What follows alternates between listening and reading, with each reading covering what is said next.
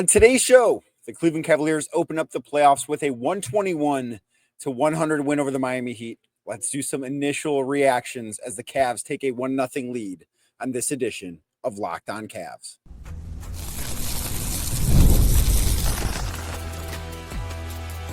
You are Locked On Cavs, your daily Cleveland Cavaliers podcast. Part of the Locked On Podcast Network, your team every day. What's up, everybody? My name is Danny Cunningham. You might know me from my time covering the Cleveland Cavaliers, places like my Substack, The Inside Shot, Cleveland Magazine, 92.3 The Fan, and a number of other stops along the way. I want to say thank you to you for making Locked On Cavs your first listen today and every day. You can find the show anywhere you get your podcasts, Apple, Spotify, anywhere else. Drop us a 5-star rating. Leave us a nice review. Be a friend. Tell a friend about Locked On Cavs. Make sure you're subscribed. Make sure a friend is subscribed as well. And if you're watching the show on YouTube, do me a favor. Hit that thumbs up button for me, click subscribe, and hit that notification bell so you don't miss the latest Locked On Cavs content, a proud part of the Locked On Podcast Network, your team every day. So this is a bonus episode. This is going to be a shorter episode. These thoughts are not going to be necessarily as well thought out as the regular Locked On Cavs episode, which will come out first thing Monday morning. So if you're watching this Sunday night on YouTube or listening to this, maybe you're a night owl, wanting to get some immediate reaction from the Cavs beating the Miami Heat, this is the podcast for you. I will have much more in-depth thoughts coming up on a full regular edition of Locked On Cavs coming your way first thing Monday morning. So make sure you're subscribed everywhere you get your podcasts so you get your ears on that. But the Cavs, I didn't think played their best game on Sunday, but they certainly played well enough to win. And I was really impressed, with the play of Donovan Mitchell. And it wasn't just what he did offensively. He scored 30 points. He didn't necessarily shoot the ball that well from three. I thought he was fantastic inside the arc. He had one layup in the second half that was a left-hand reverse layup that was just absolutely nasty. He had that going. He was able to get to the spots that he wanted to. The shots just didn't necessarily fall. He hit a couple of big ones later in the game. But overall, it wasn't a great shooting night from him. But I still thought he had a really good game. And what was most important about Mitchell's game to me was all of the other things that he did, right? Like the scoring was there. The 30 points, very important. Cavs needed that. I thought that was a statement. We'll talk about that in a second.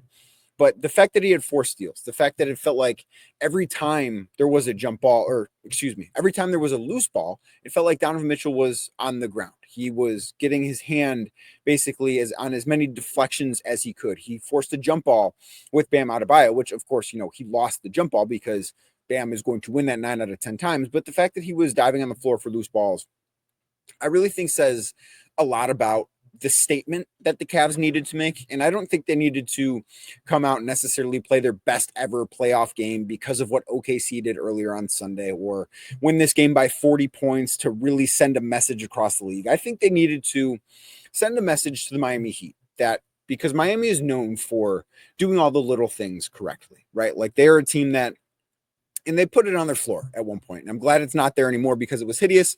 But at one point, they put it on their floor. Like they're going to outwork you, out-hustle you, do everything. And I thought that the way Donovan played on Sunday night was saying, we know what you guys are about.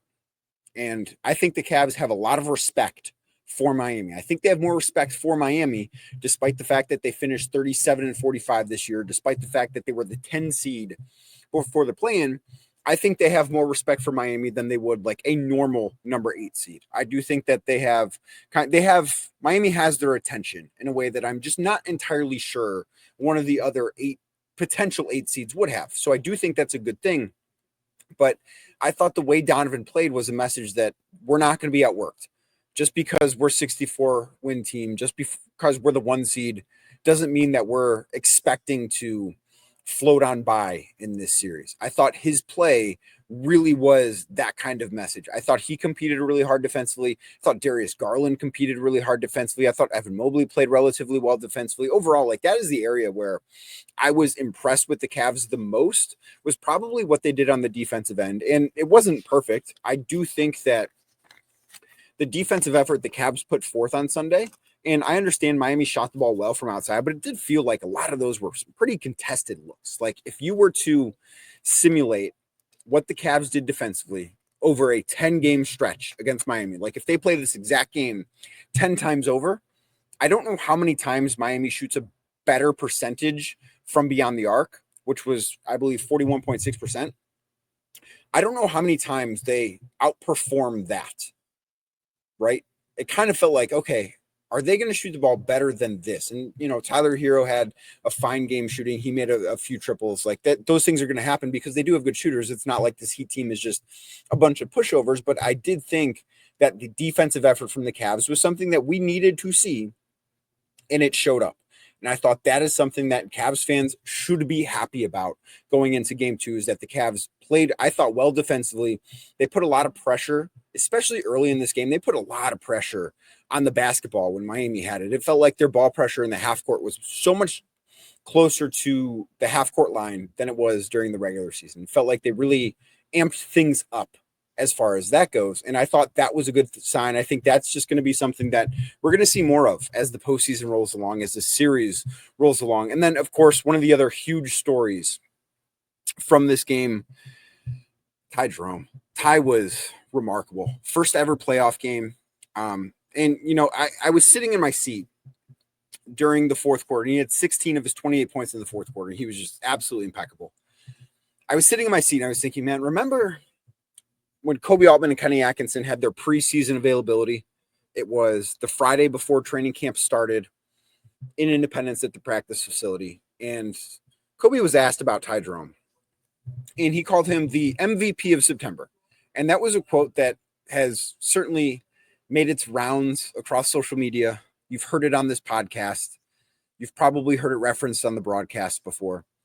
And when I heard that come out of Kobe's mouth, it's like, okay, I don't know how we're getting there. Like, I'm not sure that I can believe that. But if you would have told me on that day, hey, Ty Jerome, who has never played in a playoff game, has played 15 minutes for the Cavs, was like borderline NBA player at a certain point in his career on a 2-way contract with Golden State. He's going to, one, be named a finalist for Sixth Man of the Year, which he was earlier before the game on Sunday, and then scored 28 points in his postseason debut. There's going to be a point in this game where the Miami Heat are going to trap him near half court to get the basketball out of his hands. I don't think anybody would have believed you. I would not have believed that. Would you have? What he's done this year has been remarkable, and how well he played on Sunday night was incredibly impressive. Now, can the Cavs count on 28 points from Ty Jerome every single night? No, of course not. That's not what Ty's going to be able to do in the postseason. But the fact that he's capable of this, I think, makes this Cavs team so much more dangerous. I really do think that this is something that makes them so much more dangerous. And I do think it was fair to wonder, just because Ty had not been there before. Ty had not played in the playoffs before. I thought it was fair to wonder, okay, what is he going to look like when the lights get a little brighter? Because it's not the easiest thing to do. It's not the easiest thing to go from a regular season nice story to, hey, it's real. The playoffs are here. And Ty did that in just an incredible way on Sunday. I thought he was great. I thought Kenny Atkinson had a really good game as well. Overall, I think there's a lot of stuff for the Cavs to be happy about. And moving forward, I think that they're in a good spot. There's one thing that Kenny Atkinson said after the game that I think is important to just touch on, and I will have more thoughts on this later, but I'll tell you exactly what that is next right here on this Locked On Cavs bonus edition. Today's show brought to you by DoorDash. NBA fans, you know what time it is, right? You know what time it is. Playoffs are here, and that means big performances and even bigger rewards. DoorDash is bringing the heat with a slam dunk deal for Dash Pass members during the 2025 NBA playoffs. That's what I'm talking about right now. It's called the They Swoosh, You Score. Anytime a player drops 50 or more points in a playoff game, Dash Pass members score a free three-piece crispy tenders combo from Wingstop the very next day. Just place an order of $20 or more. Use code WINGSTOP50, that is WINGSTOP 50 at checkout, and that combo is yours. Crispy, delicious, and totally free. What's better than that? Offer valid noon to midnight the day after the game. Terms do apply. Again, sign up for Dash Pass to unlock this and more exclusive deals all season long. When any player scores 50 or more in a playoff game, Dash Pass members can grab a free three-piece crispy tender combo from Wingstop the next day with a $20 order and code WINGSTOP50. Again, WINGSTOP 50. That's Dash Pass, your door to more savings, more flavor, and more ways to win. Again, terms do apply. Today's show also brought to you by FanDuel Sportsbook. The NBA playoffs are here. Finally, we've made it. The playoffs have arrived. And FanDuel giving new customers an incredible way to get in on the action, because right now, when you join FanDuel and place your first $5 bet, you'll get $250 in bonus bets if that first $5 bet wins. FanDuel makes betting so easy, whether it's picking your favorite team or diving into player props. I don't know what the odds before this one were, but man, imagine if you would have put $5 on Jerome to score 25 points or more. Not only would you be getting those $250 in bonus bets back, I would imagine that would have been a pretty incredible payout. But from three-pointers to steals to assists, FanDuel has so many ways to bet your favorite player props. Plus, after the game tips off, you can even combine live prop bets into a same-game parlay for a chance to win big. So don't miss out. Head to FanDuel.com, that is FanDuel.com, and claim your $250 in bonus bets today. Thank you again for making Locked On Cavs your first listen today and every day. Like I said earlier, you can find the show anywhere you get your podcasts, Apple, Spotify, anywhere else. Drop us a 5-star rating. Leave us a nice review. Be a friend. Tell a friend about Locked On Cavs. Like I said earlier, this is an instant reaction podcast. I will have a normal, full Monday Locked On Cavs episode talking more in depth about this game, but I wanted to sort of give unfiltered thoughts on what I saw as soon as I possibly could to you guys following this Cavs win. Kenny Atkinson, after the game, talks about Miami, and he said something that stuck out to me, and that was that this Miami team is going to make the Cavs better. Now, the Cavs should win this series. I picked them to win this series in 5 games. Nothing has changed in my opinion as far as that goes. Like, I still think that there are going to be games closer than this one. You know, I said I thought there were going to be a couple of blowout games in this series.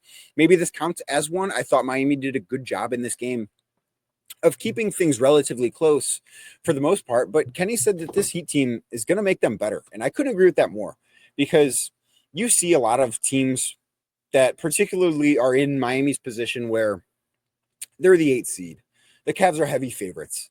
It was the 3rd game in 5 days for Miami in 3 different cities. And all 3 games have been really, really important to the Heat.